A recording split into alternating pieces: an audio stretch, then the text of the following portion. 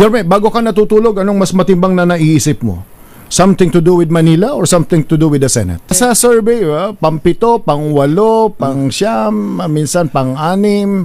Well, maraming salamat sa ating mga tagapakinig, no?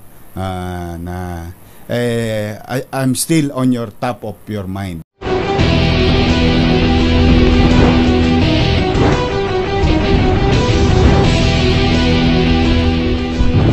Special on Saturday, ang pinahanap ko sana yung nakita ko sa Twitter at sa Facebook nung isang araw na nagkakape.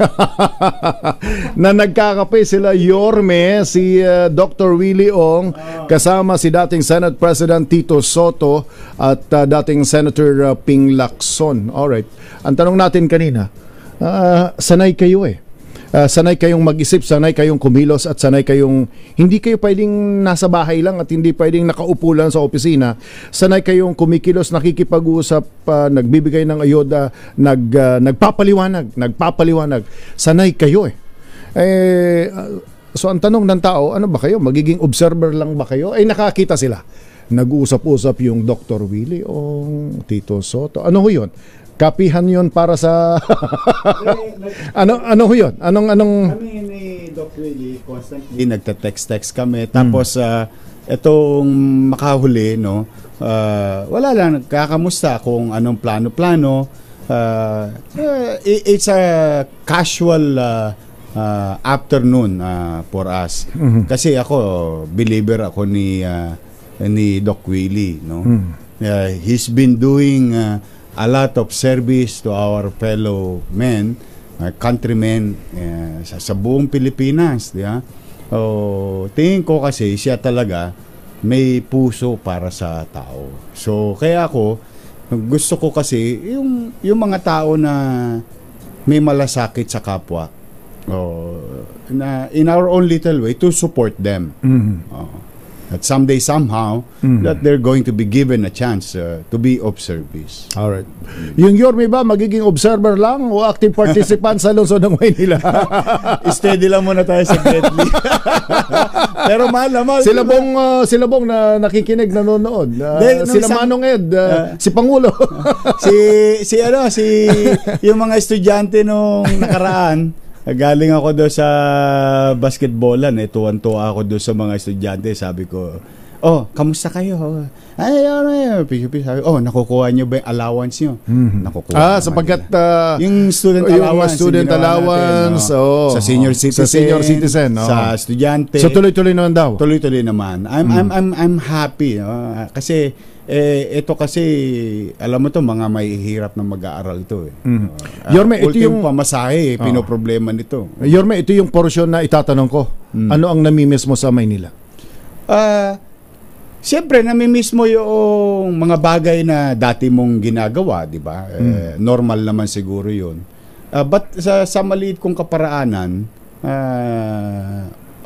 off-cam, andyan pa rin naman tayo sa mga nangangailangan.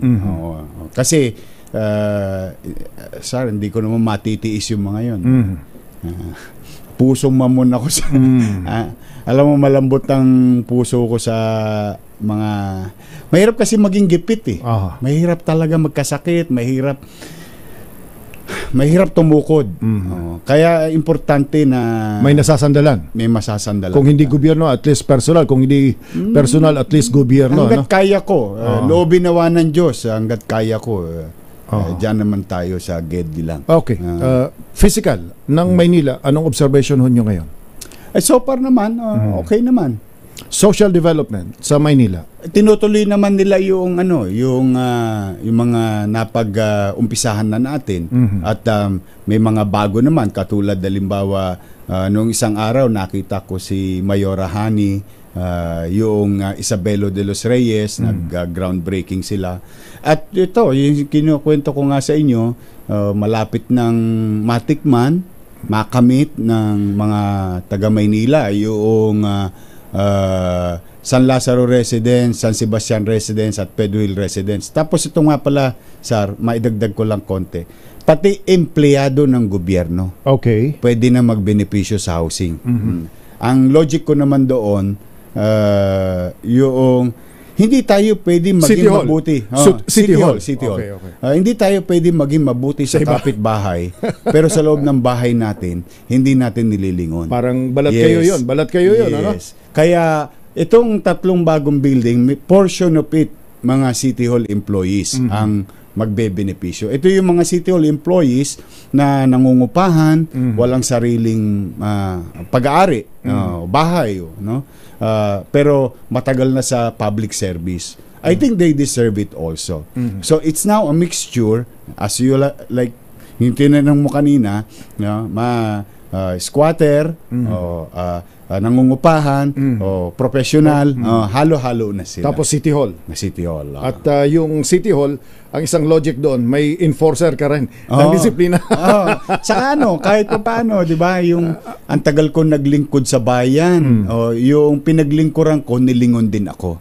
Alam mo yung, kung ikaw empleyado ng gobyerno, minsan, tumutulo din ang laway mo kapag maswerte pala ito, nabigyan ng lupa ni Presidente. Sana ako din. Kaya, yung, di ba, nakita ko kasi si President Bongbong Marcos namamahagi nung palupa, no? Yung titulo ng lupa. Titulo ng lupa. Ngayon, kung halimbawa ako taga DAR o DNR o di ba wala naman akong lupa din. Di ba sana all ka? So yun yung point ko na sa tagal mo rin naglilingkod sa pamahalaan para sa bayan, hindi naman masamang lingunin ka rin ng sarili mong pamahalaan. Okay. Observer ka rin ang nangyayari ngayon sa National Front. Halimbawa, foreign policy ni President Bongbong Marcos, halimbawa sa China. Anong tingin ho ninyo? It's a very complicated situation, no? Mahirap maging presidente siguro sa ganitong sitwasyon, no? Na wala naman tayong control sa animosities or competition or challenges, challenging each other of the world powers, no? And the things that are happening in Europe and some part of sa Israel at Gaza. These are the things that pag titingnan mo, malayo sila sa atin, pero politically, yung geopolitical situation, apektado tayo. Kaya hindi mo rin masisisi yung mga leader ng bansa na we really have to play our cards well. And we must utilize this type of adversity in our advantage. Is the President playing his cards well sa tingin ho ninyo? As far as I can see, hindi naman ako witness on the inside, but on an outsider, I think we're doing a fairly square and okay naman tayo. We must continue to pursue our national pride.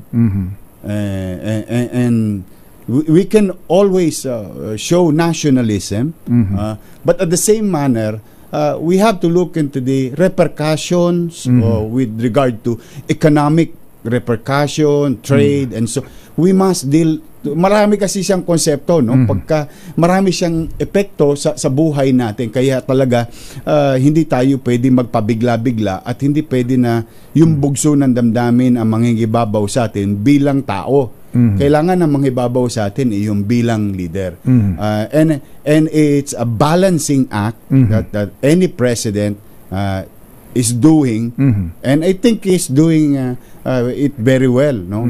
Kailangan mong balansehin pag kumampi ka sa kanan, galit sa iyo ang kaliwa. Pag kumampi ka sa kaliwa, galit sa iyo ang kanan. But what if kung pareho ko kayong kakampi, what is it for me as Filipino? What is it for me as Philippines, as a country? And so far, yun ang nakikita ko. And dapat yun ang maganap. Sige, busy kayong dalawa dyan, nagkukompetensya kayo. Nasa gitna kami, napopompyang kami. Ano ba ikabubuti namin dito sa pangkalahatan? And especially our economic managers, no, yung mga economic technocrat natin, ako tingin ko, yun ang maging abala ngayon. Sige, let's utilize the situation. This is an adversity. This is a challenge to us. But there are two sides of the coin. We may or we might have an opportunity to better ourselves economically, or at least with this situation, we can learn from this to fully utilize our resources on some aspect to na proteksyonan as an archipelagic country, na proteksyonan ang ating mga dagat o tabing dagat. Yorme, bago ka natutulog, anong mas matimbang na naiisip mo? Something to do with Manila or something to do with the Senate? Nako, hindi ko masyado nag-iisip Nasa survey, pang-7, pang-8, pang-9, minsan pang-6, kung ano-anong survey na nakikita ko definitely hindi observer. Well, maraming salamat sa ating mga tagapakinig, no? I'm still on your top of your mind. I'm still there. Are you surprised? Surprised ka ba? Nagulat ako. Tandaan mo, galing ako sa OLATS. Talo tayo, Sar. Siyempre, di ba? Tanggapin natin ang katotohanan. Pero tuloy-tuloy ka ngayon nasa survey, kahit anong survey. Ibagay na pinagpapasalamat ko sa mga Pilipino. Ipinagpapasalamat ko kasi kahit papaano, siguro masasabi ko na appreciate nila yung mga bagay na ginawa natin sa Maynila. Talagang siguro hindi lang napanahon yung sitwasyon, no? But then again, I'm grateful to every Filipino, sa mga kababayan nating nakikinig. Maraming salamat sa inyo. But siguro time will tell. Time will tell kung kailan ang yung iba nga 70 plus na. Yung iba nga 80 plus na. Kayo wala pang wala pa kayong 50. Hindi, time will tell kung kailan tayo magdedesisyon. Pero ipinagpapauna ko naman. Po 'yun, natatouch po ako sa totoo lamang. Pag nakikita ko yung mga data, sabi ko, mahal pa rin tayo ng mga data ng national at ng local. Siyempre, data ng Manila at ng national. Siyempre, lumulubag ang loob mo Kaya pa hindi pwedeng observer. Yorme, thank you. I love you. I love you, mga lolo't lola ko, mga nanay, tatay ko, mga estudyante. Naku, mag-aral kayo maigi. Pahirap ng pahirap ang buhay, but kailangan natin mag-aral. Kayo'y napagbigyan ng pagkakataon makapag-aral. Pagbutihan nyo na. Dahil mapalad kayo, may magulang pa kayong kaya kayong papag-aralin. But then again, I'm happy today to be here, and thank you sa ating mga staff sa DCRH. Thank you, Secretary. At sa ating mga tagapanood at tagapakinig, I hope to see you soon. I love you. Hindi siguro sa Channel 7 lang. Hindi rin pwedeng sa Tiagong Dulas at sa Discovery Night. Sa baba. Yorme, maraming salamat. Thank you, Chief. Alright, sumayin nyo ang ating palatuntunang special.